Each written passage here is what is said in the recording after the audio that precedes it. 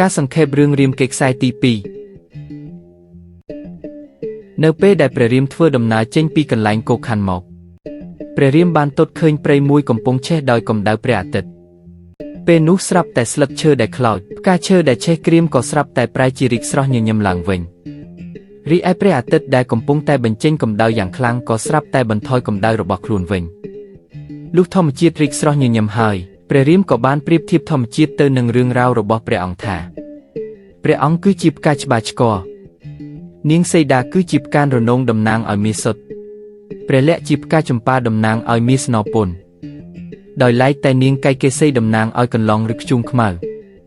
ក្រោយមកក៏បានប្រៀបប្រដូចនាងកៃកេសីជាសត្វមយុរីដែលពំទងឈូកឲ្យកូនវាស៊ីដោយស្មានថាជាសត្វពស់ក្រោយមកព្រះរាមបានទៅជួបនឹងឥសីពាទ្វាត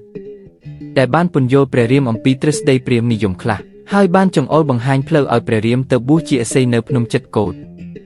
នៅនគរអយុធ្យាព្រះបាទទសរថបានសោយទីវង្គតនាងកៃកេសីបានសរសេរសម្បត្តិទៅបញ្ឆោតព្រះភិរុតឲ្យមកគ្រងរាជសម្បត្តិដោយក្លែងថាឲ្យមកជាអធិបតីក្នុងពិធីរាជាភិសេកព្រះរាមនិងនាងសីតាព្រះភិរុតត្រេកអរយ៉ាងខ្លាំងហើយក៏ធ្វើដំណើរមកកាន់នគរភ្លាមប៉ុន្តែព្រះអង្គទ្រង់ទតឃើញនគរស្ងប់ស្ងាត់ប្រជារាស្ត្របោះបង់មុខរបរទាំងអស់លុះទ្រង់ជ្រាបរឿងពិត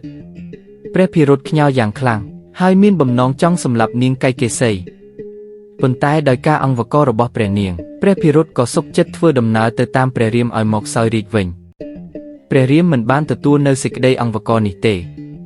ព្រោះទ្រង់គោរពពាក្យសច្ចៈហើយបានប្រគល់សុពណ៌បាទតំណាងរាជសម្បត្តិឲ្យទៅព្រះភិរុត